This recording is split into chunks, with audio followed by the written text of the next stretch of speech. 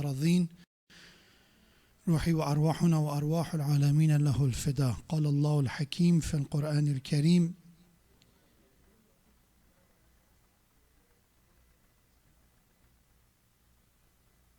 ومن آياته أن خلق لكم من أنفسكم أزواجا لتسكنوا إليها وجعل بينكم مودة ورحمة إن في ذلك الآيات لقوم يتفكرون. صدق الله العلي العظيم. For the honor of Ja'far ibn Muhammad, Imam al-Sadiq alayhi salam, recite salawat ala Muhammad wa ali Muhammad.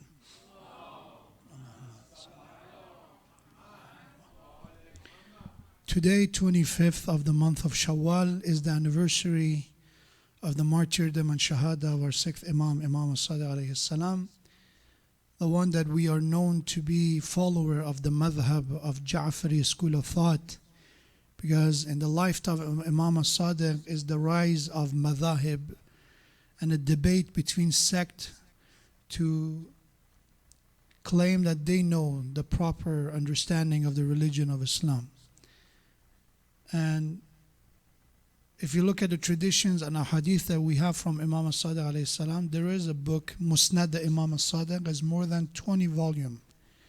That is collection of the words and sayings and traditions of Imam al-Sadiq alayhi salam. And according to some of the scholars, said almost 50% of tradition in Bihar al-Anwar is by Imam al-Sadiq alayhi salam. And it goes to the mission of Imam al-Sadiq alayhi salam to spread jurisprudence of the school of Ahlul Bayt, and as well as the ethic and the teaching and the beliefs of the school of Ahlul Bayt with the world, especially with more than 4,000 students that he trained during his time as one of the most prominent teachers of his time. That we see a lot of known leaders of other sects of Islam, they were proud to call themselves a student of Imam al-Sadiq. So today we commemorate the loss of a man that his knowledge is clear based on the tradition and the words that we have. Usually there's this known saying of Imam Ali alayhi salam that if you want to test a man's knowledge and intelligence, listen to what they say. If you look at the content of the word of someone, you can pretty much evaluate how much wisdom, how much knowledge somebody possesses. And if somebody does not speak, it's very difficult to understand.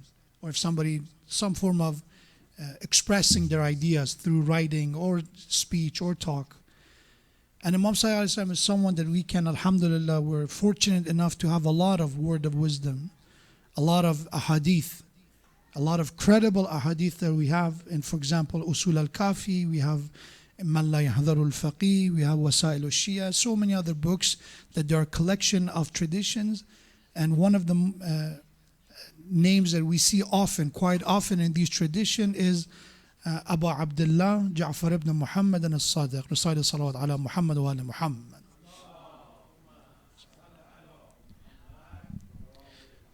So to begin with, it is very important to become familiar with ahadith of Ahlul Bayt. One of the saying of Imam Sallallahu Alaihi Wasallam is that we love to see our followers, they discuss our tradition. When two of you discuss and they mention our words and our ahadith, it's a cause of happiness and joy for the Imam Sadiq alayhi salam. And it's highly recommended. We have this tradition that the one who memorizes 40 hadith by the infallibles, Allah will open the doors of wisdom, the doors of hikmah to their heart. So it is important to be connected with Quran without any doubt. Quran as a final book, as a final script that God blessed mankind with. Without a doubt, we should be connected with Quran. فَقْرَأُوا مَا تَيَسَّرَ مِنَ الْقُرْآنِ. Recite as much as you can. Reflect on the message of Quran. Understand it. Think about it. But at the same time, ahadith are also important. When Rasulullah mentioned, I will leave you with two heavy things, with two worthy things after myself, Kitab Allah wa itrati. The itra of the Prophet have wisdom that they share with mankind. And even Quran directly tell us, in Quran said, if you have questions, فَاسْأَلُوا أَهْلَ الذِّكْرِ. When you come with questions, when you come with dilemmas in life, in your belief, in your aqa'id, go and ask the people of dhikr, the people of remembrance. And we believe the true people of remembrance are Ahlul Bayt of the Prophet. And Imam al-Sadiq is the one who got this opportunity to share a glimpse of the wisdom that Ahlul Bayt possess. And we should become more familiar. And the least we can do is to read some of these traditions and to ask ourselves how much of that is applicable and how much of that we already applied and how much of that we must apply in our daily life. So, a lot of the words of Ahlul Bayt alayhi salam are regarding topics that we already know about, right? For example, we have the tradition regarding aqa'id, the beliefs. For example, a very well-known hadith, a very lengthy hadith of Imam al-Sadiq is Tawheed al-Mufaddal, which is regarding a question that one of the companions of Imam al-Sadiq asked regarding monotheism, regarding belief in God. And then Imam provided a very lengthy answer, which is very detailed and very sophisticated. And it's a very good book as a reference for us if you want to, inshallah, become familiar with a proper understanding and description of Tawheed from the Ja'fari perspective. Tawheed al-Mufaddal, it must be a go-to source. And alhamdulillah is available, you can look it up online. When we come to other beliefs, for example, imamah, we have so many traditions regarding the role of imam, the importance of the imam. And there's this very beautiful hadith by the Imam al-Sadiq, which I think we should be someone that keep in mind this hadith, that it gives a sense of hope and also help us to understand what was the attitude of the imam toward us. Because usually we talk about the other side, right? What is the responsibility of Shia toward the imam? What are some of the tasks that we must fulfill toward the leader? But at the same time, there's some responsibility that the imam has toward his subject, his followers. And one of the hadith, which is, I think it's very important hadith, is that Imam alayhi salam said, if you truly know, you will know that we are more merciful to you than you. Imam al-Sadiq is saying there, we're much kinder to you than you are kind to yourself. This is the attitude of the imam toward people. And we can see that our imams are taking advantage of every opportunity to prove that. They did their best to save people, even if that means they go through the trouble themselves. Even if they are the one that they have to pay the price with their life. So Imam Sadiq is a man that because of this education, all he did was educating people. His mission at the time that he had was to share the wisdom, knowledge. But even with that, we have that Bani Abbas, especially Mansur Dawaniqi, he 7 times, according to Ibn Tawus, 7 times brought him by force to his mansion, to his fortress, with the intention of killing him and eventually poisoning him with that intention. So Imam is paying the price. And all he did was educating people. And every time he was brought into, because the spies or some people out of jealousy, they say that this man is plotting against you. He's sending letters to Khurasan and asking people to break their allegiance with you and rebel against you. And every time he was bringing the Imam, disrespecting him, cursing him, and accusing him of these kind of issues. And Imam every time said, I did not do any of that, this is just accusation against me. And even a couple of times he confessed that he's right. I know that he has no plan to start any revolution against me, but it kills me that I know that people believe in him as the worthy leader and not me and my family. I know that people, who even those people, for example, Rabi' is the one who's one of the soldiers that is responsible to send his sons or himself and go bring the Imam. But he is somebody who loves Imam Sadiq alayhi salam, believes in the Imam of Imam Sadiq, but he works in the system of Mansur Dawaniqi. He said, it kills me, I'm jealous of that. The same way Harun al-Rashid was jealous, the same way Ma'mun was jealous of knowingly, they know that people loves them. They are the one with power, they are the one with the number, they are the one with everything. But at the end, people loves them more than them. People care for what they say more than what they care, what they have to say. So Imam al-Islam has to deal with this pressure. Imagine that you are sitting in your house in the middle of the night, and some people jump over the wall and come and arrest you in the middle of the night and drag you at the age of 60, 65. So these traditions are not with us for free. We talk about Imam al-Hussein alayhi salam, we know about the difficulty, we know about the sacrifice of Sayyid al-Shuhada. We should not be negligent of the sacrifice of the rest of the Ahlul Bayt. What they went through was not as easy as we think it is. Of course, there is no tragedy like the tragedy of Sayyid al-Shuhada. Even Ahlul Bayt said that. That's the reason we have 10 days for the commemoration of Sayyid al-Shuhada martyrdom. But at the same time, we should not be heedless about what happened to the sacrifice of the Ahlul Bayt, especially the two Imam that most of the tradition that we have today is in debt toward them, Imam Muhammad al-Baqir and Imam al-Sadiq. And the least we can do is to become familiar with what they have to say. So there's a tradition that Imam alayhi salam talks about the Imam.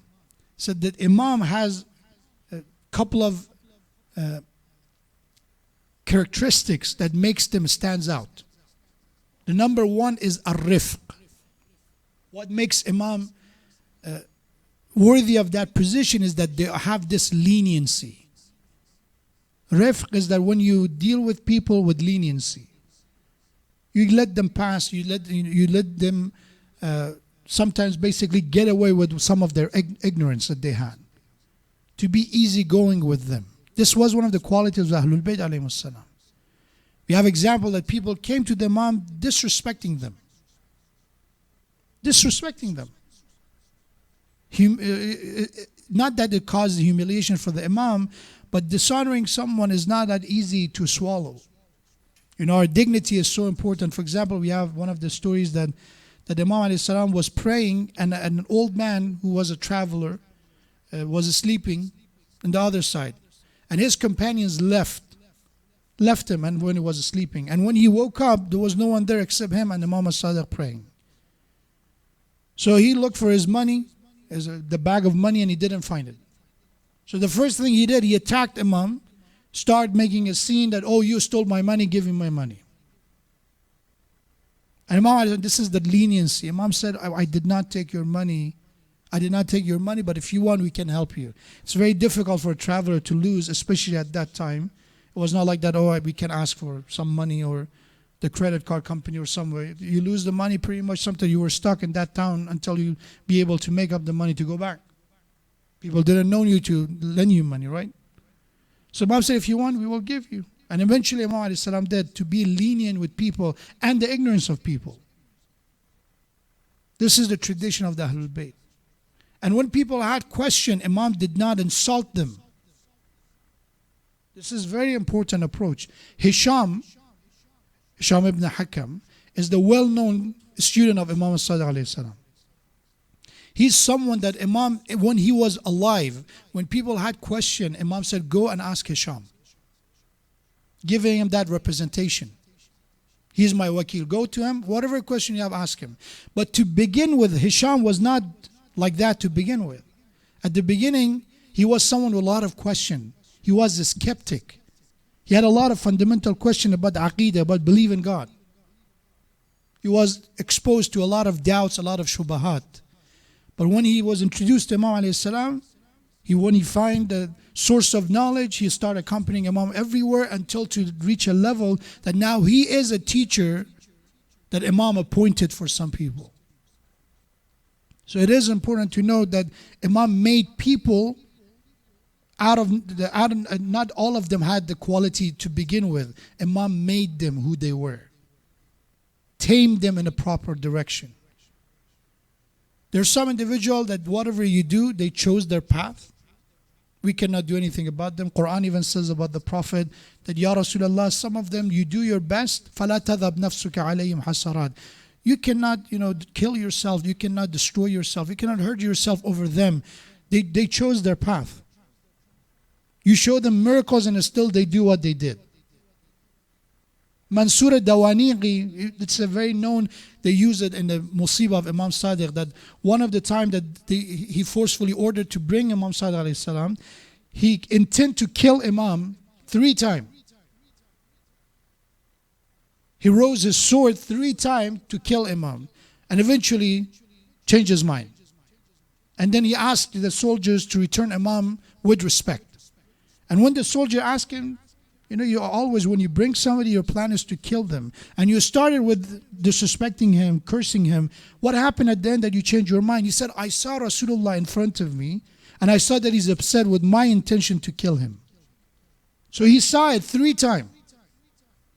And he said, I was scared and I felt that if I harm in any way this person, his grandson, Imam al-Sadiq, I would be destroyed. That's the reason I changed my mind. But even at the end, it didn't change his mind completely, because at the end he poisoned Imam Sadiq. So it's not like that if you see a sign, it will definitely work. In some cases, if we're lucky, Allah will help us to find the guidance. But in some cases, the shaitan will always find a path to justify, oh, it was just delusion. People have dreams. Ru'ya as-sadiqa, truthful dreams, as a warning for the mistake they're making. For some people, that dream becomes a reason for them to change the course of their action. It's a warning, I know I've been doing something wrong. That dream is a warning that the way I'm treating my parents is wrong. That dream was a warning that life is short. I have to stop, putting my affairs in order, right? It's a very truthful dream. It's not one of those dreams that is always about others. It's a personal dream. But for some people, they ignore it. First few days, they go good, right? It's like that scare of death, what comes right away. People start, changing their habits and all that. But after a month, is relapse, going back to the same habits. But some people, they change their mind.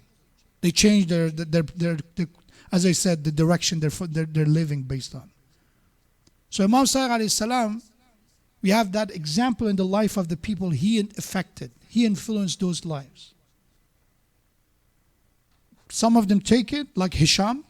Some of them ignored it. There's so many individuals that they were with Imam Sadiq, but at the end they followed their own path, their own logic, their own reasoning. So Imam said the attitude of the Imam toward the follower is rifq. When Rasulullah was sending Mu'adh to Yemen, one of his companions, he was sending Mu'adh to Yemen to preach Islam, to promote Islam. Rasulullah told Mu'adh, make sure tuyassir wala tu'assir. Make sure deal with the people. You want to just introduce them to Islam, treat them with ease. Do not treat them with difficulty. Don't put them in trouble. It should be a gradual process. Tubashir wala tunaffir. Give them the hope, the good news. Don't make them despise religion. Don't make them hate religion. This is the approach of Islam itself. When Quran was revealed to Rasulullah, when Rasulullah's prophetic mission started, a lot of the rules came later on in Medina. In Mecca, the only thing was قُولُوا لَا إِلَهَ إِلَّا اللَّهُ تُفْلِحُونَ. Say there is no God but God, and that's it. Later on it was, okay, put aside alcohol. Now give zakat, give khums, right? Other rules came on later. A gradual teaching. Even in the verses of Quran, Allah starts with small and short verses. Most of the Makki surahs are very short. When you go to Madani surah, they become longer. This should be the approach toward educating people. Even when it comes to religion, it is important to keep that in mind. We don't want to overwhelm people. We don't want that. If somebody have an issue with their daily prayers, stop pushing them toward mustahabbat and nawafil. Let's first finish with the wajibat and then go to mustahabbat. Yeah, the person said, I'm struggling with my 2 rakat prayers in the morning. Let's talk about 11 rakat of Salatul Layl. You have to wake up a bit earlier to do your Salatul Layl first. That person is struggling with the 2 rakat wajib. It is good to have, I know himma, ambition, courage. We know that. But when it comes to priorities, it's always important to keep in mind rifq, to be lenient. In the modern, I think, language, and especially in business and in planning and management, they said make manageable goals, right? Something that you can measure, something that is doable, something that you can manage. So that is the first approach, rifq. The second one, Imam alayhi salam said, is the approach of the Imam toward the Shia is taqiyya, which again is one of the controversial topics when it comes. Taqiyya is to maintain your faith, is to preserve life. Every reasonable person will get it. What taqiyya is about. It's not about hypocrisy. It's not about lying to people's face. What it is about ultimately preserving your life in certain circumstances. To understanding what to say and when to say it. That's it. That's what it is about, the standard. For example, in the cases of some of the school of Al-Nabi, in the time of Muawiyah, there were individuals that if they wouldn't curse Imam Ali alayhi salam, they would have been killed at the moment. Instantly. Maytham is one of the examples. But there were other followers of the school of Ahlul Bayt that they did what they asked for. And they took their life. And Imam alayhi salam said they did the right thing. To say something in order to save your life, it does not make it unacceptable. This is not about somebody, God forbid, killed an innocent person and they're lying in the court when they swear to Allah. We're not talking about that. We're talking when your faith is a reason you will be executed for. The history, unfortunately, has a lot of dark pages when people were interrogated for their faith. You know, we have all the World War II, that people were executed because of their faith, right? We go to crusade time, people were killed because of their faith. We're talking about that. We're not talking about somebody who made a mistake and they lie about it to, let's say, I'm going to get away with a lie in order to avoid a ticket. Right? I'm going to lie, then the Sheikh said we have to do it. We're not talking about that. It's a specifically matter of aqeedah, belief. That if there is an environment, if there is a time that people will be executed. Imagine right now in Myanmar, people are killed by the extreme monks because of their faith. Because of their faith. Nothing else. And the world knows about it. Every reasonable, every decent person would accept that in order to save their life, nobody will blame them. So that is the second attitude of Imam Sadiq alayhi salatu wasalam, to understand it. And then Imam Islam said some more like such as husnul khulq, the well manners toward people, how to interact with people. But I want to finish with the hadith, and inshallah it will be the end of the topic for tonight, because this was the approach of the Imam toward people. And you can see that in the tradition of Ahlul Bayt, that the purpose was educating, guiding people. And the Quran said, when we inna hadaynahu sabil imma shakiran wa imma kafura. Allah said, we will guide you, we will show you the path. How? Through the messengers of Allah. In the school of Ahlul Bayt, we believe after the Prophet, the guidance comes from the Imam. We show you the path. It's up to you that you can be grateful, you appreciate it, you follow it, or you deny it, you turn your back, you ignore it. It's your call. And the Imam exactly is doing that, what Quran is saying. He present the knowledge, he present the guidance, people take it or leave it.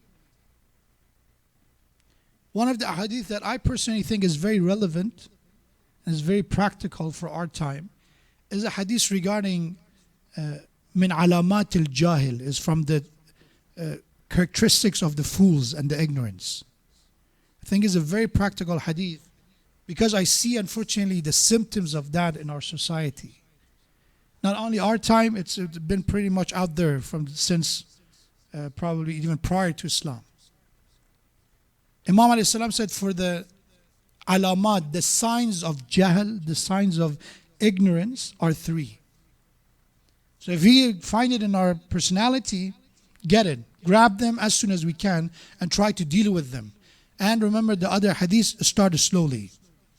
You don't want to just, I will be able to defeat the ignorance in one night or in 1 hour from this moment. It's a gradual process to get rid of it. It's get rid of it. So what are the three Imam alayhi salam said? Number one, al-ijaba qabla an yasma'. The first signs of jahl is to answer before even listening to someone. Before you listen, you have an answer. So people who interrupt others, they don't even let them finish their sentence. This is coming from jahl. This is not coming from too much wisdom. Because unfortunately, a lot of people think is opposite. Oh, I know what you're going to say. This is one of the cliche statement that is literally like you're scratching someone. You're hurting them as you said. Oh, let me stop here. I know what you're going to say. How? Are you a mind reader? Telepathic? What is it? But sometimes just interrupting people. We have tradition by Imam alayhi salam to don't interrupt people. In Surah Tawbah, Rasulullah was called Udhun. Udhun means ear. They called him ear because he used to listen to everyone. And people criticize him, including his own followers, Muslims. They criticize Prophet why he listens to everyone. Why he doesn't, spend time with poor people. He should talk to, the rich and the leaders of the tribe to make changes. This mentality exists even today in our communities. Don't waste your time, with a couple of young people who have nothing. We have to talk to accomplished one, those who actually have something, they have some power. We have to use that power for a good cause. Even the mentality exists. That's the reason communities, unfortunately, are built, a lot of communities. I'm not accusing any community around us, but there are some communities who are built based on a couple of individuals. The moment they're gone, the community is gone. Community is something that's supposed to be built based on all the members, or majority of the members at least. So al-ijaba qabla an yasma'. Don't answer someone before you finish, before you listen to what they have to say. This is applicable for a lot of issues we have. Your children, before you give them advice, first listen to them. See what kind of issue they have before giving them advice. Sometimes we have to listen, honestly. For example, we have the tradition, husnul su'al nisful jawab. A good answer, a proper question, a good question is half of the answer. It's half of the answer. Because if you listen properly, you will be able to produce the right answer, the right reaction. But if you just say something that is not even relevant to the topic or to the question, what's the point? Al-ijaba qabla an yasma'. If your wife is talking, listen to them. If your husband is talking, listen to them. Don't say the first thing, oh, you have to be stronger. This is some of the cliche answer.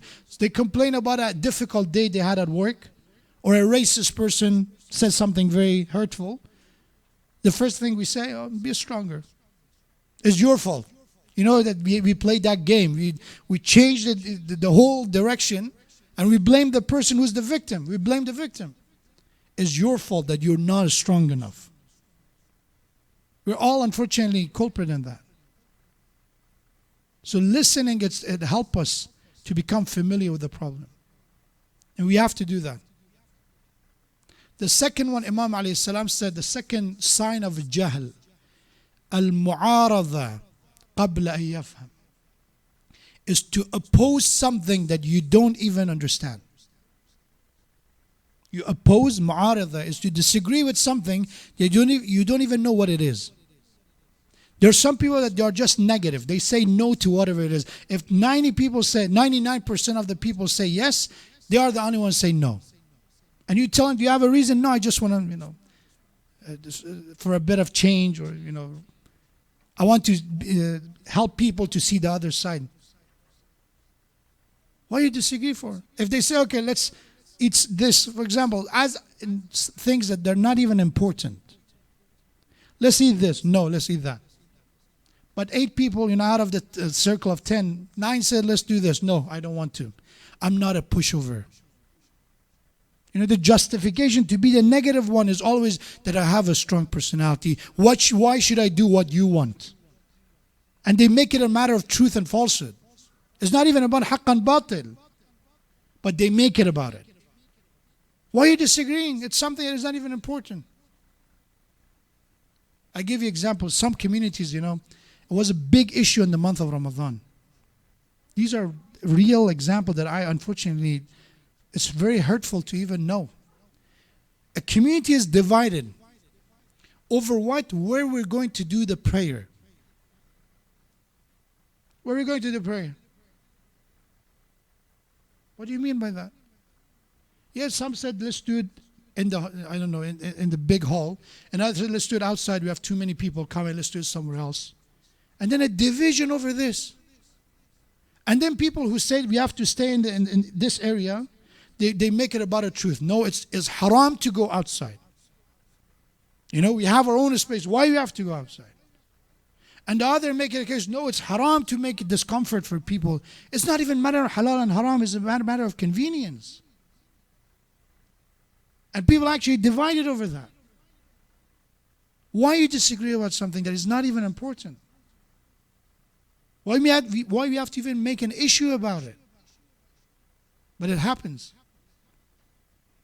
These are some of the very ridiculous subjects that we see in our communities that people disagree over. Marriage even. In marriage, Allah knows sometimes I talk to people over the phone or in person, the issues they have.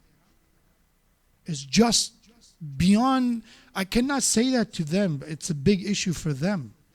But I don't know as a human being where we came to that. What are we even fighting about? What isn't it the topic of disagreement? Oh, that person is not as warm when we go to my family's house. Ya Allah. Let's rate the warmness and your kindness. It's become a battle, it's competition. When we went there, we took red flowers. When we went there, we took white flowers. White flowers have a different meaning, yes? These are small things. Sometimes our bigger issues, of course, they exist. وَالْمُعَارَضَ قَبْلَ أَن يَفْهَمْ. Dawood alayhi salam's story in Quran is an important lesson. We have that Prophet Dawood, one of the qualities that he was known for was his qizawat, his judgment. And Allah subhanahu wa ta'ala wanted to teach him a lesson. As he was, in a place of worship, in his sanctuary, a man came to him. It was a plaintiff and a defendant. Basically, two sides came about an issue. And they said, one of them said, my brother, this is my brother. My brother had 99 sheep. I only had one. And this brother of mine, this greedy brother, took away that one sheep that I had. You're the just judge. Take my right from this guy. Do the justice. And Dawood alayhi salam made the judgment then. This is some of the, in the Quran, the whole story is in the Quran, the details come in the tradition. And Dawood alayhi salam said, yeah, he's at fault. Why he took away your sheep? He already has his sheep, he wasn't right. And then we have that those two people, the plaintiff and the defendant, they transformed to their original state where they were angels. And they said, we are messengers from your Lord. We're here to tell you about this. And Dawood alayhi salam repented because he rushed to judgment. Because he didn't listen to the defendant's side. Him having a 99 sheep does not make him, not qualified to get his right. Maybe he had a debt that to be settled. Maybe he promised. Maybe he sold it. He rushed to judgment in that case. And we have that Dawood alayhi salam repented, tarka awla, because it was the story of the angels, right? To teach a lesson. So for us to make a judgment, and that's number 3, that said the third sign of jahl, Imam as-Sadiq recited salawat ala Muhammad wa ali Muhammad. وَالْحُكْمُ بِمَا لَا يَعْلَمُ. To make a judgment about something that you don't know. So the second one is about disagreement. The third one is about judgment. To make a judgment about something that we have no knowledge of. One of the most difficult things is to consult people. Consultation is very important. وَأَمْرُهُمْ شُورَى بَيْنَهُم. But one of the difficult things to do is to make sure when we give consultation, we know what are we talking about. وَالْحُكْمَ بِمَا لَا يَعْلَمْ. Hukm is about making a rule, a judgment. And it's about a subject that you don't have no knowledge about. People came to me and said, oh, what do you know about this family? I said, I don't know. But they're coming to the same masjid. I said, so what? It does not make me, someone that I know about what you're asking about. A lot of people ask questions like that. And if you go based on what we heard, Allah knows that we will destroy a lot of connection and relationship if we based our consultation based on what we heard. Oh, I heard in the community there is this rumor, this gossip. If we go based on that, marriages will be destroyed.